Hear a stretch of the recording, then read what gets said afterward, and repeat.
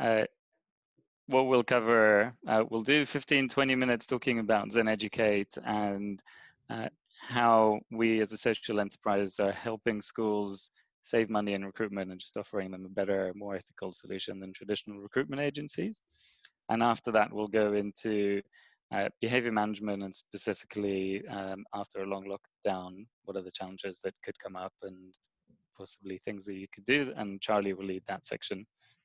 I'll share my screen now. You can tell me when it's working. Yeah. As mentioned, Jordan leads our efforts up in the West Midlands. So I'm Oren, my background was in technology. We launched Zen Educate 3.5 years ago.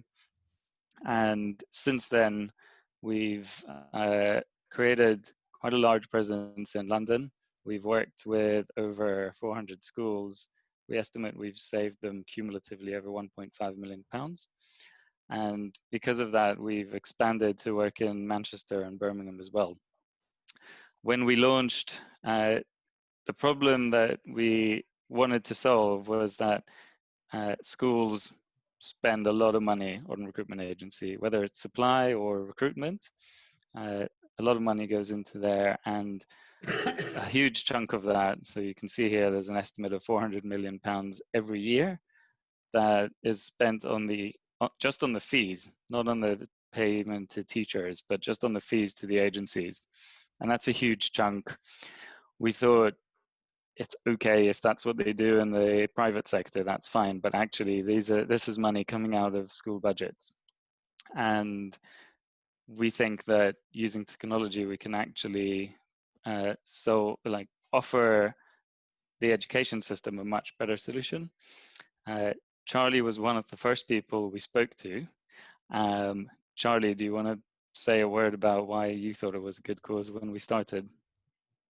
Yeah, certainly. I was formerly a special school head, and we used to struggle a lot with agencies and the quality of staff that came our way.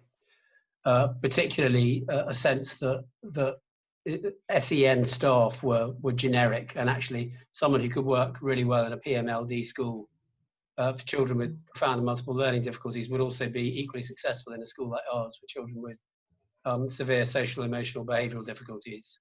And we were dealing with a large number of agencies who were trying to charge us huge amounts of money, and the quality of people we were getting in was extremely patchy.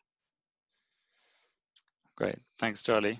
And so when we launched in 2017, there were a lot of problems we identified. You don't often know who's coming in until they walk through the door. You might get a few teachers that you're happy with the first few times, and then every time you ask for them back, the agency's actually prioritizing them to go to another school because you've already got a relationship with them, and you don't actually know what goes on behind the scenes.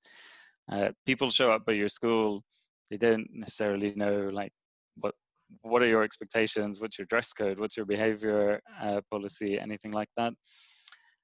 It's often slow to recruit or to arrange supply. So here's like a general diagram of the phone trees, all the phone trees that are operated between schools, agents, teachers, just to get a supply booking done. It's expensive, we touched on that as well. Everyone has stories of people running around the school trying to get timesheets signed. And a lot more recent, and I'll show this in our platform as well, Carolyn and I were speaking during the summer and during the lockdown about how increasing diversity and reducing bias is one of the things that schools want to do more in, and they're looking for solutions, and so we'll show what we can do there as well. If I go to our platform, so we launched in 2017 and we built this platform that, like I said, is used by a lot of schools regularly. So if one of you, say Luke, if you're looking for a teacher because someone's called in sick, it's the beginning of the year, hopefully it doesn't happen, but it can always happen, then first you've got a a clear picture of who's actually been at your school. You might remember their face, but not anything else. So you can rebook them. But if not, rather than pick up the phone, explain to someone what you need, you can actually see exactly who's available. So by default, it's set to tomorrow. You can change the date and say you need anyone tomorrow, run a search, and see who's available, how far they are from your school. As simple as saying, if you like Jocelyn's bio, or you click into her profile and see her CV, you can click book. With this green lightning bolt, it means you can actually book them without waiting for any feedback. We call that instant book. You can leave notes for them if you want. So once you've done that, you've actually already booked a teacher, and that took us all of a few seconds. And that gets sent to the teacher. You get taken to your bookings page, and the teacher gets a confirmation to her phone saying which school has booked her, when she's expected, and she'll be on her way to you very quickly. This, what I'm showing you, is a demo site, but this is actually how it works every day for us during the normal school year. And just the fact that you can arrange it without getting any feedback is usually what people like most. I wanted to pause here and just see if there were any questions about what I showed so far.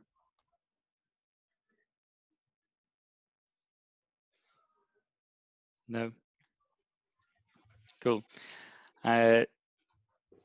Does the challenge that I was describing of having to actually call people in the morning and wait for feedback, not know for about 20 minutes or half an hour if someone's coming in, does that sound familiar to people on the call? Okay, I can see nods. That's a good start. And Naomi, I know you. Oh Aaron, yeah. can I ask a question? Yeah, absolutely. When you do go through when schools go through the instant booking, how do they know that that member of staff is going to be available the next day for them?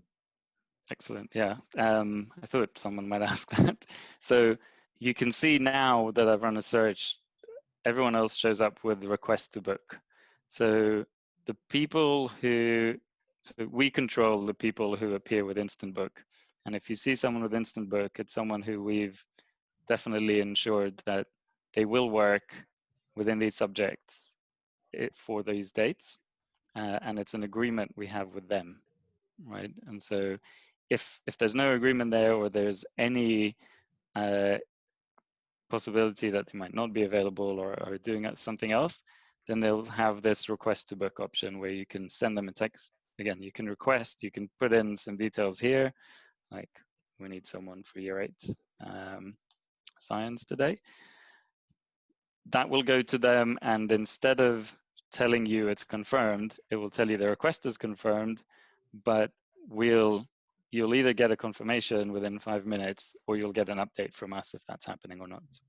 But when you see an instant book, they're definitely available and will definitely be there. Does that answer your question more? Yes, thank you. Cool. Naomi, I know you're from the virtual school. I don't know if you have a similar scenario, or if you have completely different needs when it comes to recruitment.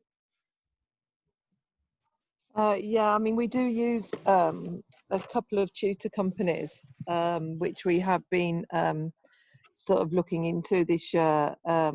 We've scaled that down. I think going forwards, our needs are probably more where we've got children without a school place and we'd need one-to-one tutoring. Yeah, makes sense. We do the same thing with London East Alternative Provision in Tower Hamlets. I don't know if you know of them, but we've had about 16 tutors, and they all go to different pupils' homes because they can't attend school. Do you work with any other virtual schools? Not virtual schools. Leap is the biggest one that we work with. We work with a number of other alternative provisions. Okay. Yeah. Yeah, thank you. Sorry, Oren, is that something that you would take forward a conversation with Naomi, maybe offline? Absolutely. I think we're like Leap in London is one of the biggest ones, and they're really happy with their relationship with us. Naomi, So shall I I'm link happy to tell you more about it. Oren and Jordan? Yeah, and I think, you know, perhaps going forwards we can have a conversation with Lisa, who's the head of service as well. So if I copy in Lisa on that as well, Naomi, yeah? Yeah, that'd be great. Yeah. Super, we can do that. Thank you. Great. Thanks, Carolyn. So the other scenario when you would want to find a good teacher and have even more of a say in who's coming into your school is when you're recruiting for long-term roles, whether that's TAs or teaching assistant or teachers. You can also post jobs here that will go for everyone who's registered with Zen Educate, or you can just see who's available. So here I've chosen to search for teachers, and rather than a specific date, you asked about a specific date a minute ago. Rather than talking about a specific date here, if you're looking for someone long term, you just want to see who's available generally, and what do they teach. So you can filter them for their subjects.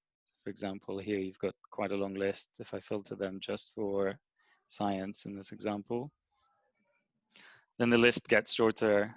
Again, you can click into their profile, see a bit more details about them, and view a CV.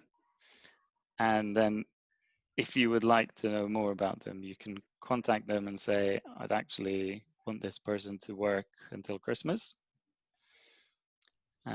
and provide a bit of information about what you'd like them to do. That will then go to the candidate, but it will also go to Jordan, who will be your account manager, and we'll provide you with any information that we get from that candidate, and set up an interview for you, just whether if it's on the phone or in person, however you want to hold it, just so you can get to know the candidate a bit more.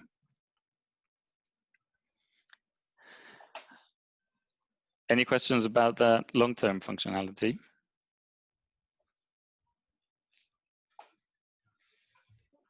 No.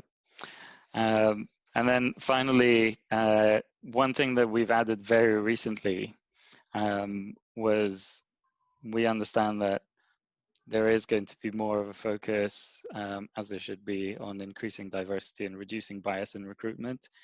There are a lot of pictures here, there's names, things that are hard to ignore. And so we've built this anonymize function into our platform. And this is a toggle that once you switch it on, it'll stay on. So you don't have to toggle it every time. And you can see what it's done is it's removed the pictures and it's obscured the names to just be initials. What we've done is with people who have already been at your school, just because they might look familiar to you and you might want to remember what they look like, we've left the pictures and the names, only for the people who have already taught at your school before. And that's why Mark here isn't anonymized. Carolyn, when we spoke 2 months ago, this was just an idea on our roadmap, and it's done now. What does it look like to you? Yeah, I think it seems so simple, doesn't it, when you talk about things and when you see these at the front end, but it's part of a whole systems change, really, isn't it? But yeah, I think it's useful. Yeah, and I think this is, you can have as many users as you want for the school, but if you change it in your account, it'll stay on for the other users as well, unless they want to switch it off. So you can at least that way kind of encourage people to look at recruitment in a less biased form, which we think will be really helpful. I think this is probably something we'll send on. If people could share your HR leads. Now we've got school business managers and strategic business managers that we could send this to. So what I'll do is we'll send this information to everybody that we have on the list. But if you've got specific contacts that we don't have, please do let us have them, and we can put them in touch with Oren and the team. Great, thanks. And lastly, I mentioned one of the problems was people come into your school and they don't actually know a lot about what goes on there. As a supply teacher especially, you come in, you come to reception, there's a lot going on, they tell you go to the classroom. So every school can fill in details here about their school, about their dress code, specifically now about coronavirus, hours, points of contact, things like that. And when a teacher gets a confirmation that they're going to a school, then they get a link that links them to all of this information so they can read it easily on their way on the phone, and hopefully just be a bit more familiar when they come into your school. So just to go back, all of these are problems that we're trying to address. We're in a certified social enterprise, which means more than half of what we earn, we actually invest back in solving the problem that we're trying to solve, which is giving schools better service at a much cheaper price. We've got here the numbers of how we actually save schools money. Carolyn, I'm happy to share the PDF with you again later, so you can share this with everyone. Thank you. There's quite significant savings per day, and especially when it comes to permanent recruitment, that's where we always hear from schools, oh yeah, we paid like 15%, 7K, 8K, 10K. It's a lot of money that you can save. And finally, like one of the questions that used to come up was, oh, like do companies that work online actually do the vetting properly? So when the DfE through the Crown Commercial Services launched the supply teacher framework about 1.5 years ago, then we were accredited as part of Lot 1. To get accredited there, they audited our vetting procedures. They checked that we were good value for money, which was the easy one. And you can only get accredited there if you actually provide had provided back then over 1,000 days of supply, which we do on a weekly basis. So that wasn't an issue, but it just shows that we've got a track record and we've been audited and approved in every sense that you would expect anyone who's sending teachers to your school. And this is some of what people have said about us. Happy to take any more questions right now or through Carolyn after the meeting. Anybody got any questions for Oren before we ask Charlie to step in? I'll obviously share the video and forward on you. This will have Oren's details and Jordan's details for you to get in touch with. I think, Oren, am I right in saying you're still relatively new to Birmingham? We were looking at a launch, but then COVID-19. Yes, so we started speaking to head teachers in the Birmingham area back in January. We were planning to launch in Easter. Obviously that was stopped, and so we're basically launching now. And I know Jordan's already like working with a few schools and sending them candidates for a few roles they've had. Good. Just one question for me. Yeah. Probably the answer was in that PDF that you showed us about how much you save schools. Now, sometimes when schools have supply teachers that they get on with really well and they settle into the school, the pupils like them, schools often want to get them from the agency. How do you manage that situation in terms of releasing them and the cost from the school? Yeah, as long as the teacher has been with you for a term, all we charge is £950 for a teacher, £650 for a TA. from what we know, usually you'll be charged a percentage of their salary, which will come to a few £1,000s, and so that's how we manage it. Okay, thank you.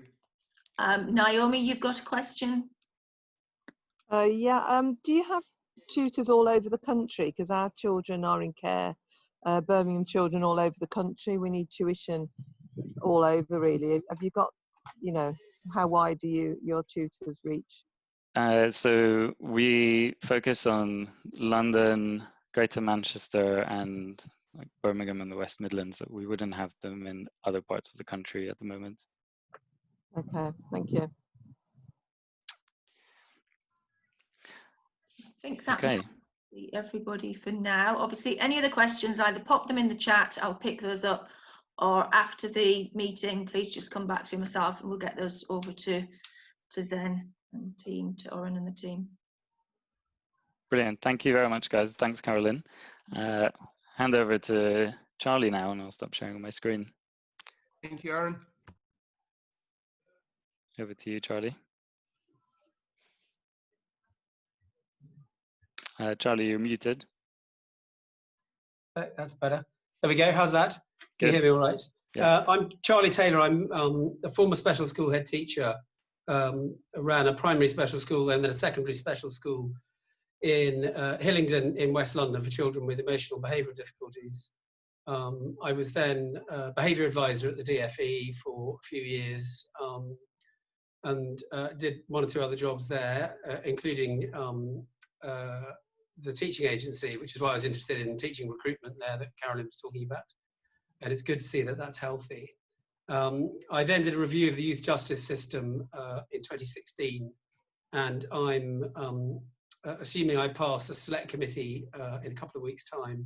I'll be the next Chief Inspector of Prisons starting in November. So an interesting piece of career development that's kept my interest in behaviour, in what goes wrong, and the sorts of things that we in society can do about it. I'm also continuing to work currently as advisor at the DFE on setting up the new behaviour hubs, which came out of Tom Bennett's work, and it was really looking at how we can support the best schools to support children in difficulties. The best schools to support other schools which are in difficulties that have had a poor rating from Ofsted or are concerned about standards of behaviour, and how do we plug them into best schools locally and get the kind of support that they need. So that's a really exciting initiative, and schools are signing up for that now, and obviously the launch has been slightly curtailed, but they've extended it a little bit as well, so there's an opportunity there with behaviour hubs, and if people are interested, they can look at that on the DFE website. I thought it'd be one of the things, a couple of things I wanted to talk about today. The first thing I think was about mental health, and I just thought it would be interesting to talk a little bit about mental health, just in the context of behaviour, but also in the context of families, children coming out of lockdown and coming back to school. And I thought it'd just be interesting to touch on some things that I've been thinking about in terms of mental health and where that takes us and what schools can do, and then to think and then to focus slightly more practically on some of the practice that I think many of you will already have got in place, but just to reflect on some of the practice which I think will help schools to reopen and settle as they come back after lockdown. One of the things that's interested me has been the effect of COVID on mental health, and there have been a number of studies that have been done over the last few months. Young Minds, who's a charity you may well have come across, UCL has done one, UK Household Longitudinal Survey, and the numbers of all these different surveys, and they've all got different methodologies, and often they have a self-selective clientele, but they're all beginning to show similar sorts of trends. So the kind of specifics, there's probably less you can take from comparing them, but they all seem to be showing fairly similar trends. And the first thing is that the shutdown and coronavirus has affected all of us at some level, particularly when you look at levels of anxiety. They started off increasing at the end of February. So as this began to become a sort of existential threat to people, where they genuinely began to fear for their health, that there was this insidious virus which was appearing in our midst, and we were having to deal with the sort of worries that we haven't had to worry about for generations. So it's affected all of us a bit. And then we go into lockdown, and you see that anxiety levels as lockdown continues begin to reduce over time. So the biggest anxiety people had was certainly the distress caused by the fear of the virus itself. But within that, there are some interesting trends that have been shown. One of the things has been the effect on sleep, and I think many of us would have found that we've slept less well on lockdown. That's to do with a lack of routine. Sometimes we're not as tired as we are at the end of a day's work. I certainly found when I was a head teacher that the first week of the holidays, I couldn't really sleep at all. I felt incredibly bored during the day and unsettled, and at night I was incapable of sleeping. And it was almost like there was a sort of momentum within my brain, which took a couple of weeks before it really began to slow down again, and I could actually genuinely start to feel I was on holiday. And I think there's some of that similar effect where people have had to sort of pull up short with COVID. Interestingly, in one of the surveys I saw, actually the people who've been least affected are men over 65 by mental health concerns, and that's interesting in a way, because actually that's the group who are most at risk. And I suspect that's partly because many of those people are retired. Many of those people won't have the stress of having small children around unless they live with their grandchildren. That many of them are on average better off, and that actually, and I'm going to stereotype men a bit, there are some men who quite like sitting grumpily in their office kind of, or in their room, looking at their laptop and sort of pottering around. So it's interesting that group's been the least affected. The group that's been affected the most appears to be children, and in some ways that's the least surprising, because if you compare them with men over 65, they've had the most to lose. Lack of social contact, close proximity to their families, so people really ran together in a way that we're just not really used to.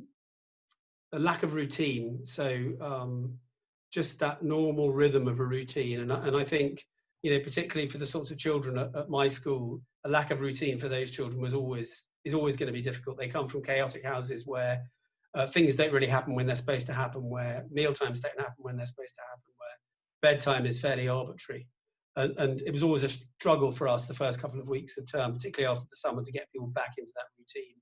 And I think for many children, just not having that routine has really affected them. I think a lack of exercise has been a big deal. Some kids and families have been really good at doing Joe Wicks, or, you know, doing press-ups in the garden or whatever it might be, but we'll know that many families won't have had much exercise, and therefore children will have lots of sort of pent-up energy.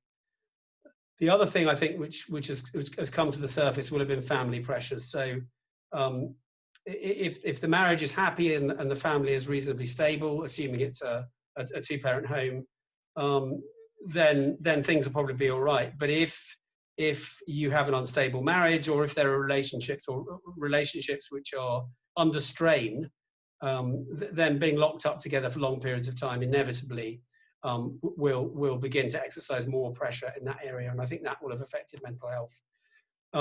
Children have also worried about learning, about how they're going to make progress, what this means for their education, particularly obviously the A-level and GCSE kids, but also other children as well who know they've got public exams coming up, or are just generally worried. And finally, just boredom. I think many children have just been unbelievably bored. There's a limit to how much time you can spend reading. There's a limit to how much time you can spend looking at TikTok videos. Well, I assume there's a limit. I'm not sure my 14-year-old son's discovered that limit yet, but I assume there is a limit to that. So I think that's a concern. And what's really interesting is that the ones who've suffered more than anybody, the children who suffered more than anybody, and it won't in a way be surprising, are the ones who already had a pre-existing mental health problem. So, for example, those children who've already got anxiety and depression, often those ailments will have been fermented by a troublesome home background, and therefore they won't have had the sort of the relief of being in school that those children find. But also cooped up in your room, for children who do have anxiety and depression, there's a danger that those symptoms just get compounded by being in that position and increase that sense of isolation that those sorts of children can feel. So I think what we're seeing is children who've suffered a lot over the course of lockdown. Obviously, this will affect different children differently. And I suspect the vast majority of children will come bouncing back into school, delighted, in some cases, delighted for once to be back in school, really pleased to see their friends, really pleased to see their teachers again, really pleased to get back into a routine of their lives. So I think generally being back at school will be a really positive experience for children, and I think, as it is, I think for most teachers.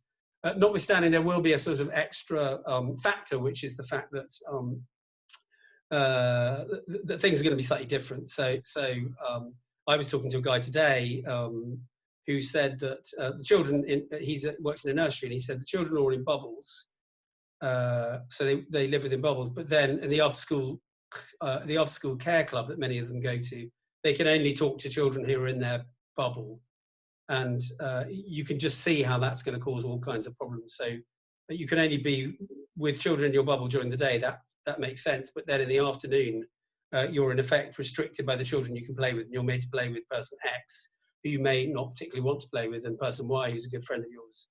That opportunity is not there. So you can see there'll be some stresses coming in from there. But I broadly think that children will come bouncing back into school and will be really healthy. And I suppose that there's a sort of debate amongst people in the behaviour world, and I have good friends who are probably slightly the other side of the debate from me. I personally think there's a risk that we can sort of over-medicalise or over-diagnose children's behaviour. This sort of idea that we're all somehow suffering, that we all need healing, that we've all got problems that we need to sort out and deal with, and that sort of is akin to mental health difficulties or distress.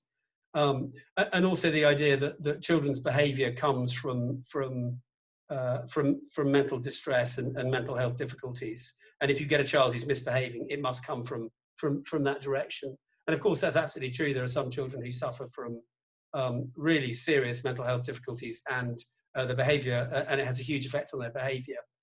But I'm slightly nervous about over-characterising children with behavioural difficulties, because I actually think there are lots of other factors that are causes of poor behaviour in school. So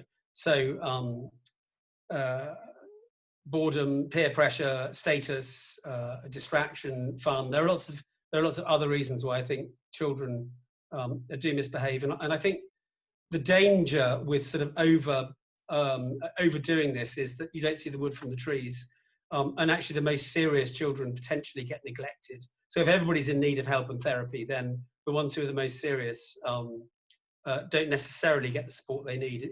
The idea that if we're all ill, then in some ways or at some level, none of us are.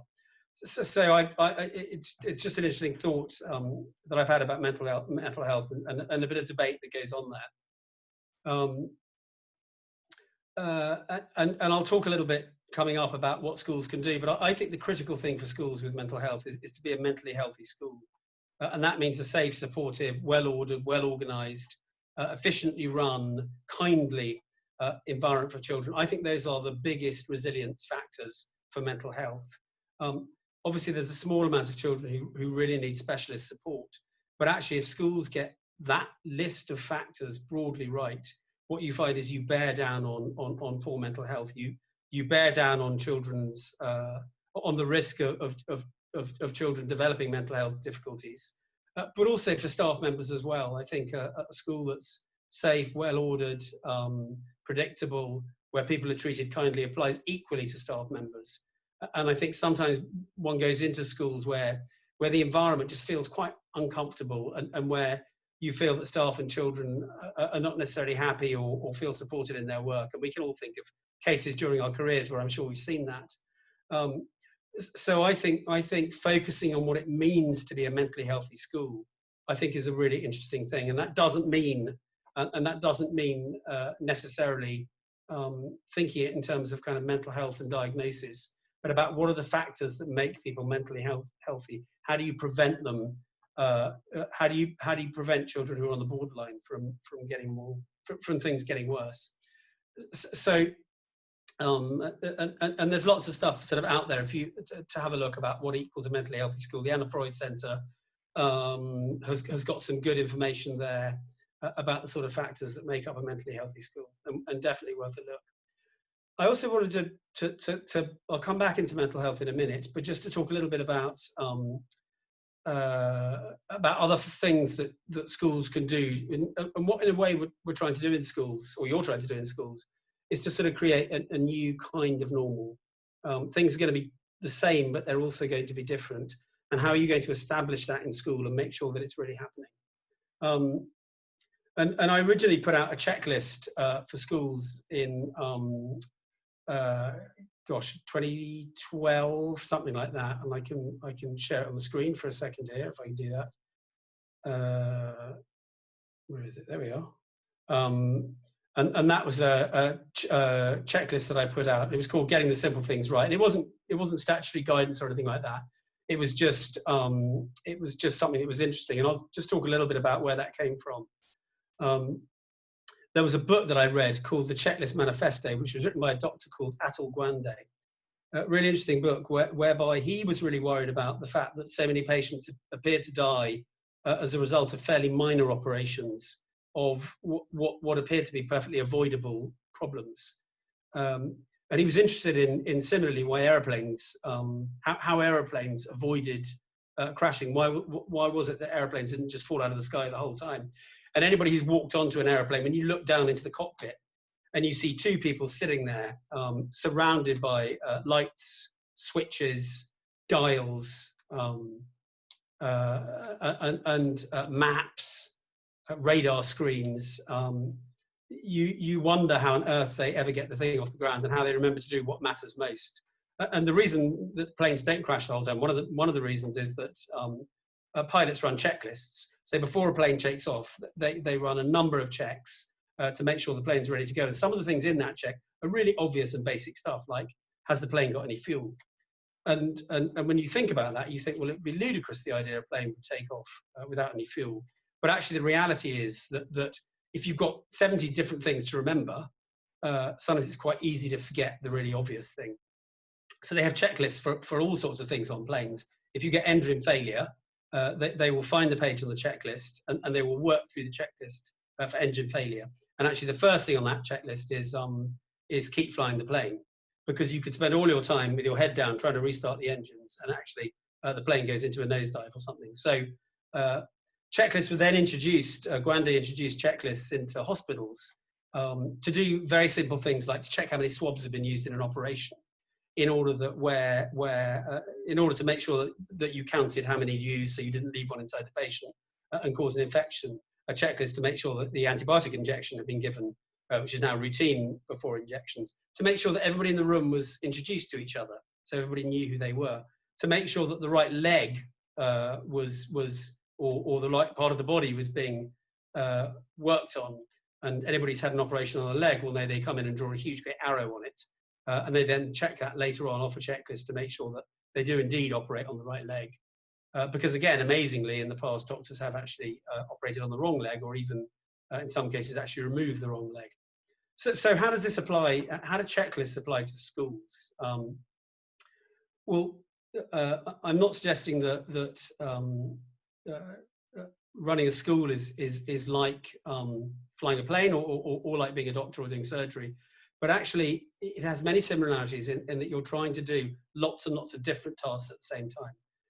Head teachers and senior leaders have a to-do list, which is at times feels overwhelming, and trying to prioritize things on that to-do list are really difficult to do. And you can imagine it's very easy on that to-do list of urgent and important stuff to focus on the urgent stuff and to fail to do some of the important stuff. The equivalent of from an aeroplane of not flying the plane as you're trying to sort out other difficulties. But similarly for teachers in the classroom, if you're trying to, take an NQT, for example, you're really excited about a brilliant lesson you've got, and you really want to communicate this great stuff to your children, but actually you fail to introduce a decent routine for them coming into the classroom, and therefore you can't deliver your lesson because actually you fail to stick to the routine that you'd agreed, or that you're allowing all their children to put to call out randomly, and therefore actually you can't tell what's going on, and you spend half the time telling children to stop talking. So the idea of that checklist was really just to get schools to think about what are the 4 or 5 things that you should be really focusing on, either as a head teacher or as an individual class teacher, in order that you continue to make progress. And this could be done with in the relationship between a mentor and a mentee, or simply individually as a way of making sure that teachers focus on the things that really matters, often as a result of observation and feedback. And it was a positive way of not losing track of the stuff that mattered most, at the same time delivering brilliant and exciting messages. At the end of as we're coming towards the end of lockdown, we started to think about, and if you look on the DFE website, the checklist that I'm going to talk about is in more detail, but we did a quick sort of checklist for schools for coming back from lockdown. Some of it will be stuff you've obviously already done and will have already thought about. But I thought I'd just run through some of these ideas just to get a sense of the sorts of things, that are useful, and the sorts of things that are helpful to focus on, or to not lose track of when you're trying to do loads and loads of complicated things at the same time.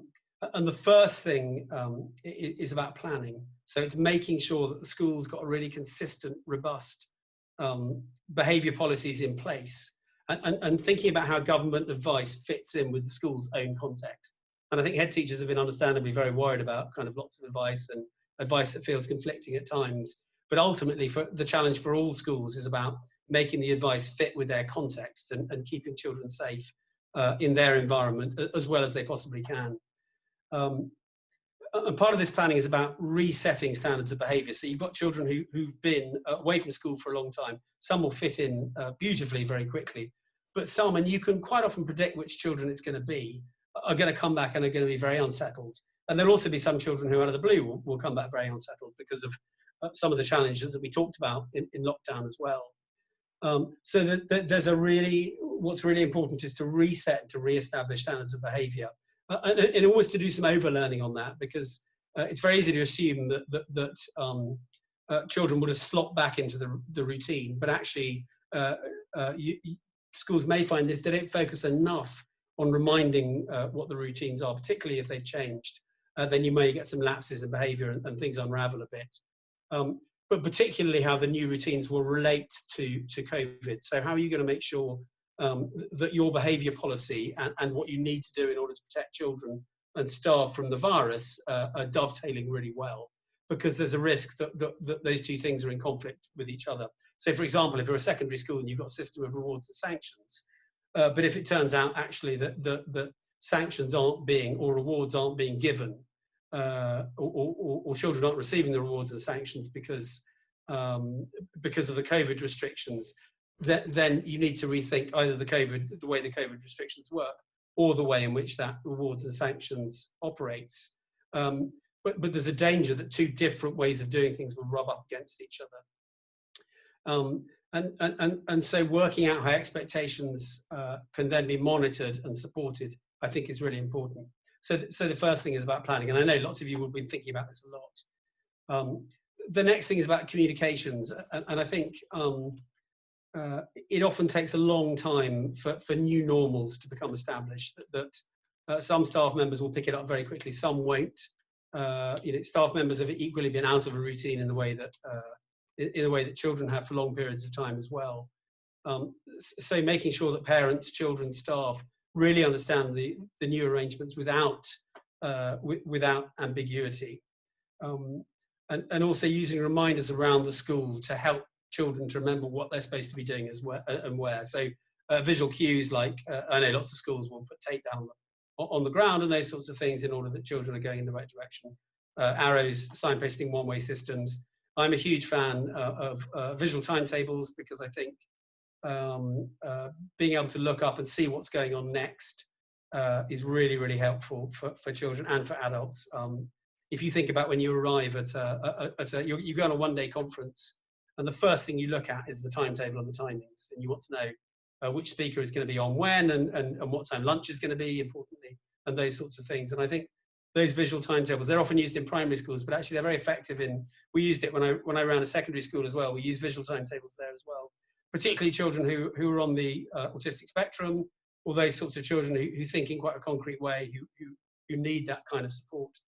And also to work out which parents are going to need, you're going to need to do more for them to really understand things. So parents who may have learning difficulties, parents who've got chaotic lives, obviously parents with English as an additional language as well. The next thing is about consistency and just rebuilding a new form of consistency. And that means making sure that staff are really following the plan.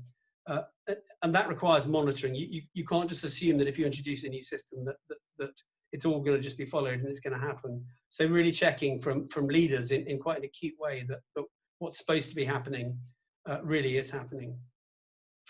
The next thing is supporting the children who are most at risk of disengagement. And it takes us back to those children with mental health difficulties, or potentially who've had mental health difficulties that have been exacerbated by being on lockdown. And I think making a point through Senkos or pastoral leads to really check in with those children, to talk to parents, to talk to social workers if they're involved, and to really understand what's been going on for that child, whether, for example, they've been getting access to mental health treatment, which I know is not always easy to do. Has the local CAM service been providing video consultations?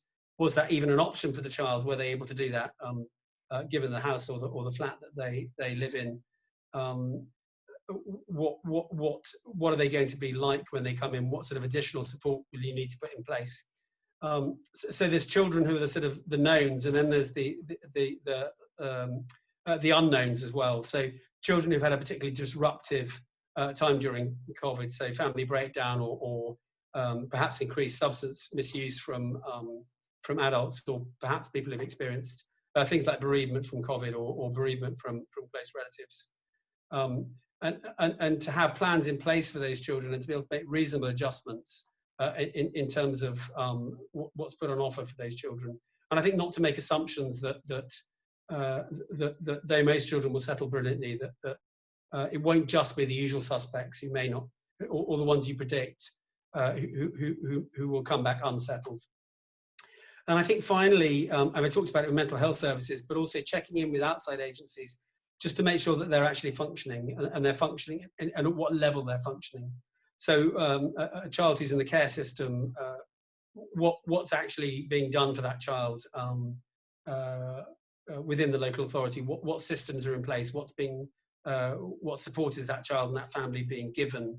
Are things being consistent, or has there been a huge amount of disruption? Because again, it's easy to make an assumption that because schools are up and running and functioning well, that other services and other agencies will be, and it may be that they're not. And finally, monitoring the way that things are working out. So the new COVID, the new plans that schools will put in place, some of them will work really well and some of them will work really badly for whatever reason, because when they're road tested with real children involved, suddenly you realize there's an unintended consequence that, you thought you had a pinch point in one place around the corridor, but actually you have a pinch point somewhere else, and you end up with a whole load of children getting squished in together, or what it might be.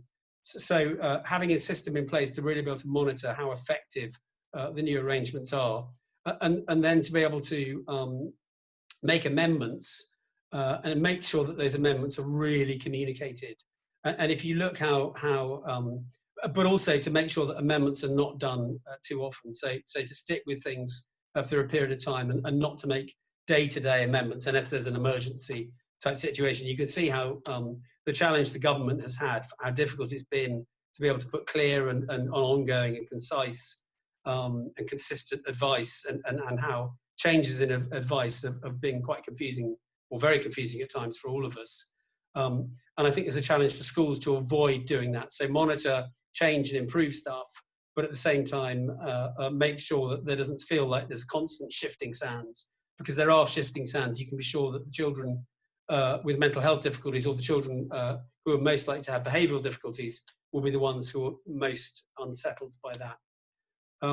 I see it's now 4 o'clock. I've taken you on a very quick gallop just through some thoughts about mental health, and then just about the way in which checklists can be used.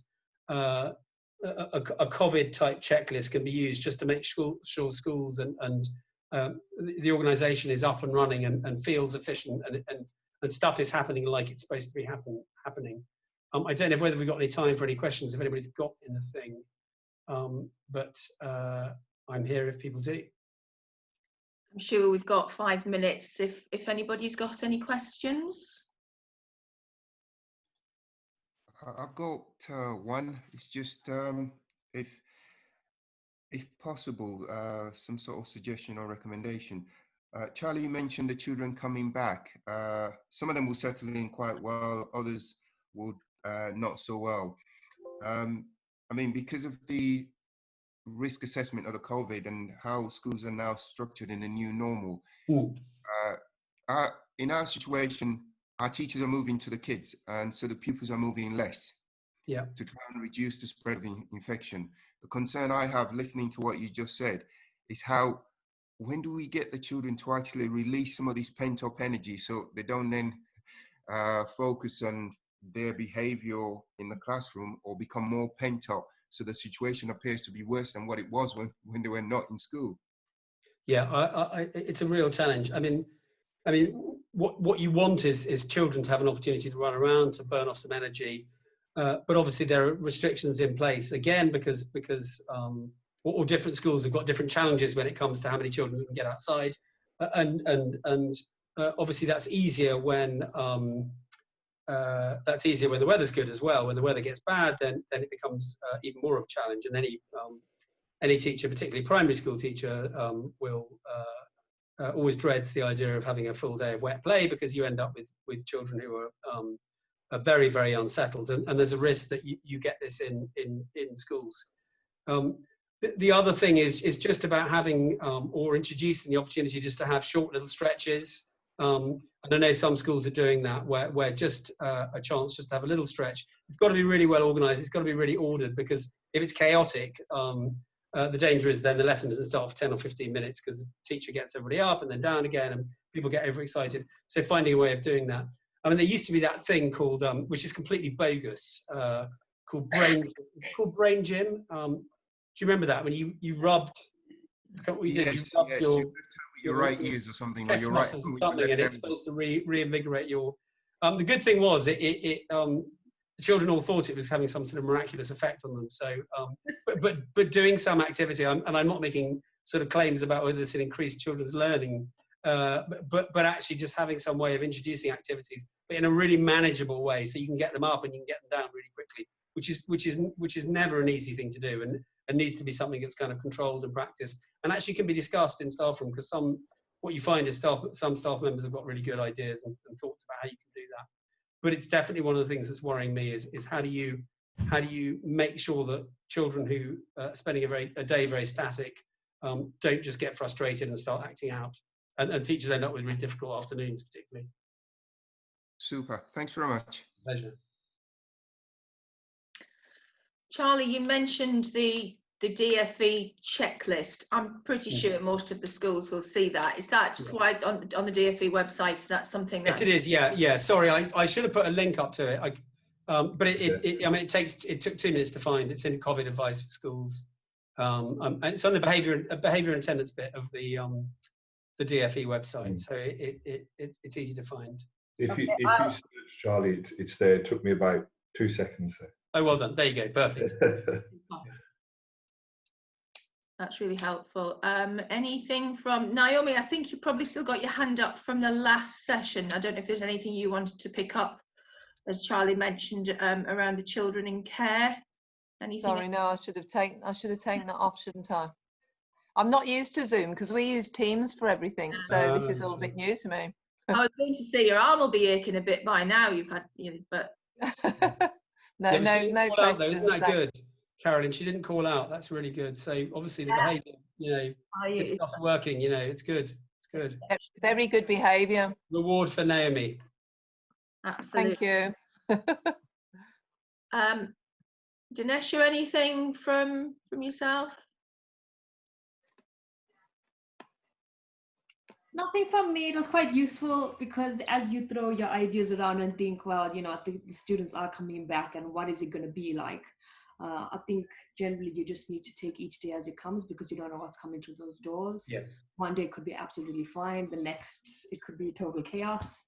Yeah.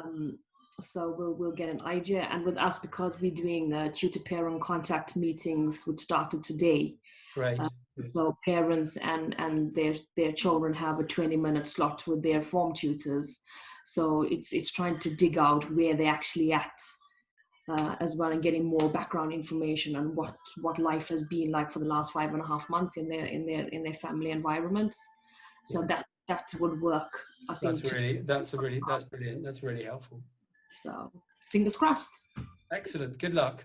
I think it's really interesting. So last week, Titan ran COVID on the request of the secondary head teachers, a COVID-19 recovery meeting. And I think there was, Desha, I know you were there, there was 7 or 9 heads or senior leaders. And I think it's just this type of space to talk about some of the very operational ideas on the ground. And I'm just going to take that point, that idea, what does a quick stretch, a well-ordered, quick 2 minutes away from the task at hand look like? What are some schools doing just to almost shake it out a bit and get straight back to it? And that's the type of conversations that we're going to keep having. So we've got a number of working groups, but we'll add them as schools. So just for those of you from the members, we will be running another COVID-19 recovery group just after half term, but anything that you want to talk about informally, I think that's where some of the groups work particularly well. Luke, anything at all? Yes, lots of really good points there. I think a lot of what Charlie had said resonated. It's actually, at Cardinal, this is our first full capacity day in what feels like a very, very long time today. I suppose one of the things that I would take home, and I would urge people who aren't quite yet at full capacity to think about, is taking the temperature with staff. Staff are coming in obviously with anxiety sometimes. It's been a long time. Sometimes we de-skill a little bit and we have some things that we need to relearn. I think that the talk about visible cues across the school is really important, and in the classroom as well. It's a really reassuring process for not just the children but for adults as well, to see we're going here, this is how we're going to get there. I think it's going to be a time where we have to be quite agile and we have to respond to how things are going to go. My feeling today, after a very busy day, I'm sure you can see in the bags under my eyes, that many of the children have indeed come back in good nick and have been, I wouldn't say they were overjoyed to see me, the behaviour person, but we have been very pleased to see them back. And what you feel, what is palpable is that they really have craved that structure, and to see their friends and to have people around them that say, I know what's going to happen next. That predictability is a very powerful thing.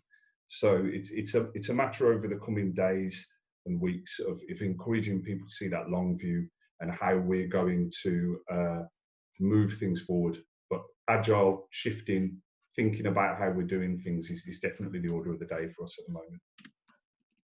Super. Really interesting. What I'm going to do now, I think people have got to go off. Naomi's having to leave, but I've got this recording. I'll share this with everybody, and there's a number of people, so my apologies. I think a number of people couldn't make it. It is just that it's not just it's the time of the year, it's the COVID response on the time of the year. But I think useful that everybody was happy for this to be recorded. Charlie, thank you so much for your time and that really sort of concise summary of what's of key groups that are particularly challenged, and then just some top tips, some practical top tips, which I think in essence is what schools just want to hear sometimes. It's just that nugget, that little golden nugget, something sometimes can be really valuable. And Oren and team, thank you so much again for taking us through the platform. I'll share all of your information with everybody, and let's keep talking. Thanks, Carolyn. Anybody's got Carolyn, one thing I just didn't mention, you can put in your catch-up, but it's relevant to everything we were just discussing with the COVID response. I think the catch-up funding that the government was speaking about is supposed to start in October. Yeah. And the applications to the National Tutoring Program started last week. And we definitely plan to be part of that. And what we'll do is provide only tutoring with qualified teachers through there. And so when the catch-up funding does come through and you're looking for tutors, they'll be available on our platform as well. Super. That's really good to know. That's helpful. Cool. Fabulous. Thank you so much, everybody. I know it's really the middle of the day for those of you still in school. You're going back to finish off the day. But Luke, we look forward to seeing you some more. Always a pleasure. Dinesha, always a pleasure. Thank you so much to the whole Zen team. And again, thank you, Charlie, for your time. Good to see you. I'll share a copy of this with everybody and also with our wider network. Great, thanks. Good luck, everybody. Thank you. Have a good term. Bye-bye. Bye. Thank you, everyone.